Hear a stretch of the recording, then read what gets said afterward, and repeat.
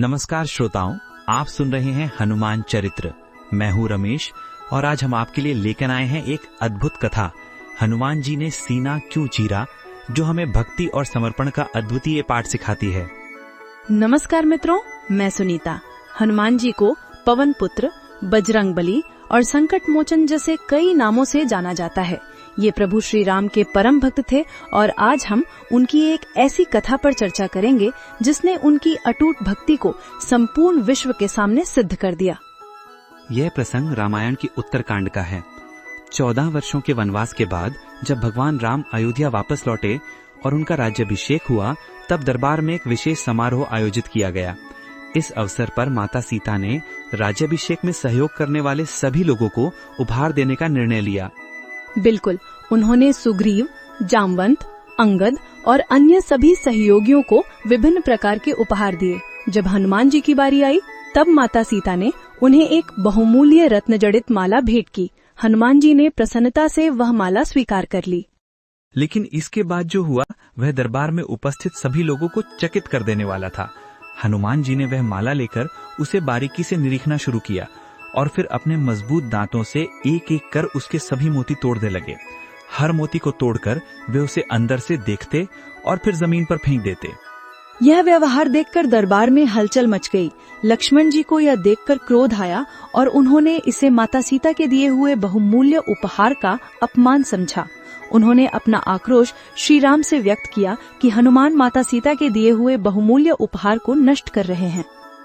भगवान राम ने शांत स्वर में लक्ष्मण से कहा, हनुमान एक विवेकी और समझदार भक्त हैं। अगर वे ऐसा कर रहे हैं तो इसके पीछे कोई गहरा कारण अवश्य होगा। तुम सीधे उनसे ही पूछो कि वे ऐसा क्यों कर रहे हैं। लक्ष्मण ने हनुमान जी से प्रश्न किया, हे हनुमान, क्या आपको माता सीता का दिया हुआ उपहार पसंद नहीं आया? आप इन बहुमूल्य मोतियों को क्यों तोड़ रहे हैं और फेंक रहे हैं? हनुमान जी ने नम्रता से उत्तर दिया, हे लक्ष्मण, मैं इन मोतियों में देख रहा था कि क्या इनमें मेरे प्रभु श्री राम हैं। मुझे जो वस्तु भी मिले मैं उसमें अपने प्रभु की उपस्थिति खोजता हूँ। मेरे लिए वही वस्तु मूल्यवान है जिसमें राम का वास हो।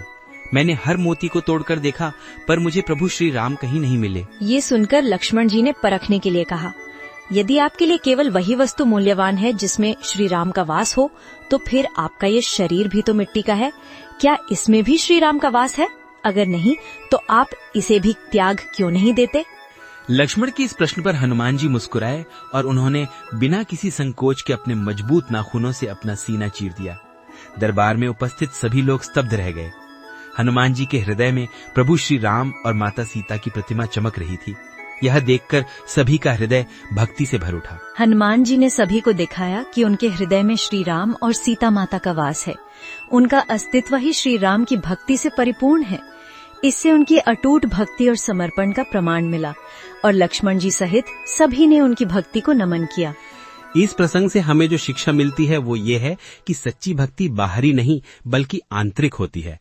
हनुमान जी ने दिखाया कि उनके लिए श्री राम केवल पूजनीय देवता नहीं बल्कि उनके अस्तित्व का आधार हैं, जिन्हें वे अपने हृदय में सदैव बसाए रखते हैं। हाँ, और ये भी बताया कि भक्ति का सच्चा मार्ग केवल बाहरी अनुष्ठानों या उपहारों से नहीं बल्कि अपने आराध्य के प्रति पूर्ण समर्पण से बनता है। हनुमान जी के लिए श्री राम केवल देवता नहीं, उनके जीवन का अभिन्न अंग थे।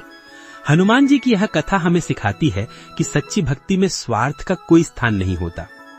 हनुमान जी ने सीता की खोज में समुद्र लांघने से लेकर युद्ध में राम की सहायता करने तक हर कार्य बिना किसी प्रतिफल की आशा के किया। बिल्कुल सही कहा आपने, और यही कारण है कि हनुमान जी को संकट मोचन कहा जाता है। जो भी व्यक्ति श्रद्धा और सच्चे मन से हनुमान जी का स्मरण करता है, उसके सभी संकट दूर हो जाते हैं। अंत में इस कथा से हम यह भी सीख सकते हैं कि जीवन में किसी भी कार्य को करते समय हमारा ध्यान केवल बाहरी उपलब्धि पर नहीं बल्कि उसके अंदर छिपे गहरे अर्थ और मूल्य पर होना चाहिए। जैसे हनुमान जी के लिए मूल्यवान वही था जिसमें श्री राम का वास था, वैसे ही हमें भी अपने जीवन में वास्तविक मूल्यों की पहचान करनी चाहिए। आज के इस एपिसोड में हमने हनुमान जी के सीना चीरने की कथा के माध्यम से भक्ति के सच्चे स्वरूप को समझा। आशा करते हैं कि ये प्रसंग आप सभी श्रोताओं के जीवन में भी प्रेरणा का स्रोत बनेगा। हमारे साथ जुड़ने के लिए धन्यवाद। अगले एपिसोड में हम आपके लिए हनुमान जी के जीवन की एक और रोचक कथा लेकर आएंगे। तब तक के लिए जय श्री राम, जय हनुमान। जय श्री राम, जय हनुमान। फिर मिलेंगे एक नई कहानी के साथ। नमस्कार।